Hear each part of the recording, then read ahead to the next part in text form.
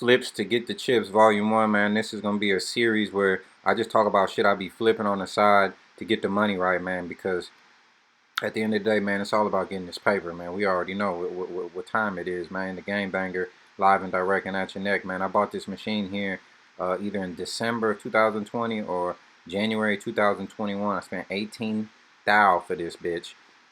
Cash, ain't no fuck the finance. I don't finance shit no more. So I bought this, and then my goal was to ship it down to St. Croix to clear some land off that I was gonna look to purchase, which didn't go through. So I ended up selling it. So I'm gonna tell you how I got some money selling this bitch. So I loaded this thing up in a container in Jacksonville, Florida. I purchased it in Umatilla, Florida, which is about I think about 2 hours south of Jacksonville. Loaded this all up. I loaded all this container by myself. I was kind of strapped for cash at that point, so I told Pops, "Hey man, if you buy this container, I'm gonna sell it for you. You buy the container for like 3,000. I'm gonna sell it and get you 45 when I get to St. Croix, because I only had enough money for the shipping. You feel me? So purchased the container, got it loaded up in Jacksonville, loaded all my shit up in here. Then had the container brought to the port of Jacksonville, and then it was shipped down to St. Croix. You understand what I'm saying? So we just doing basic mathematics. So look, let me break it down to you a little more. So to ship the Bobcat by itself would have been $4,000 if I would have shipped it alone. You see, I got all this other stuff in the container, which really wasn't, still not full at all. To ship the container, a 40-foot high cube container was $4,000. So if I would have shipped everything separately, I would have spent more money, and I couldn't get the little flip money back from selling the container. Here's the container, because like I said, got the container for 28, sold the container for I think like 4,400. You see what I'm saying, man? So you got to really understand the flips, the dips, man, to get the chips, man. You understand what I'm saying? So you know, I'm always on my money shit, on my money hype. So this all happened, and it took me a while. I'm not gonna lie.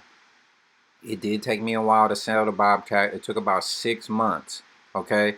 But I stayed in St. Croix for about 5 months, from like January to May. And then here, this is the Bobcat right here. That's my parents' house right there on the top. So I cleared the neighbor's house down there on the bottom. So you know me, I was getting active, man. I was trying to make some money while I had the machine, then to let other people see the machine. And you know, it's a little island, so word of mouth gonna get around, man. And you know, people gonna start calling you, man. It's simple, and you got to do work, do good work. I hooked these people up because they neighbors to my parents, so you know I'm tapped in with them. We trying to show love, you know, work together. You feel me? They want to clear out their land, as you're gonna see, because they had a farm out there. I think they kind of let the farm go, but you know they still doing their thing, man. And I just talked to my people actually the other day. So man, it's all about, you know, networking to get what you got to get to. So this was the property.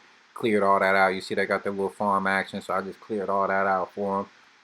And you probably asking, how did I even get into the skid steer, you know, doing heavy equipment, man? I don't even know, man. You know, I'm just out here trying to make a play, man, and I learned quickly. This was on other people's property up in the rainforest. I cleared her land. You know, this shit was a bitch, though. I'm not gonna lie to you, and that's why I'm trying to show you the whole story so you can see everything. But I ended up having some issues. The track came off a couple times. I had to put the track back on.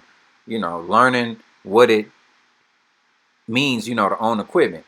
So let me get to the story about the money so we can end this and wrap this up. So basically, I got this down to St. Croix. I put it up when I got there. I put it online for like 30 grand. I put it in the paper, Facebook. I ain't even tripping. So I'm like, whatever. I want 30 racks. I paid 18, and then I threw like another 2,000 on it for shipping, because you, like I said, I had to pay for the shipping, even though I shipped other things. But I just said I'm gonna throw. So I spent like, I'm like 20, a little over 20,000 all in. So you know I'm trying to come up, man. Fuck it. So I'm not getting no calls. I'm getting a kind of calls. I had other people just coming up to the house that do heavy equipment. This is when the track came off. I was putting the track together by myself, man. I'm just showing y'all some footage. Right here is where the last video where the track came off the first time. That's where I was at. Then the track came off again as I hit the bottom of the hill, of course. And I had to go back up that other hill to get out. But whatever, man. We got through it all by myself. You know what I'm saying?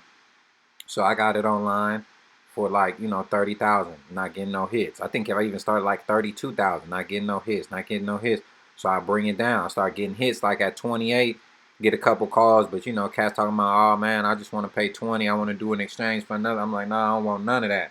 So I left the island like in May. And soon as I leave, I got a serious buyer to call me. Um, Man, he was real cool, calm, collective. I really liked his demeanor. He offered me 25,000 because at this point I probably had it online for like 26,000. And I just told him, hey, bro, just give me 24,000 because I like the way you do business. He ended up wiring me all the money, and there we go, man. That was a flip to get the chips, and that doesn't include the couple dollars I made. Yeah, you know, working the machine.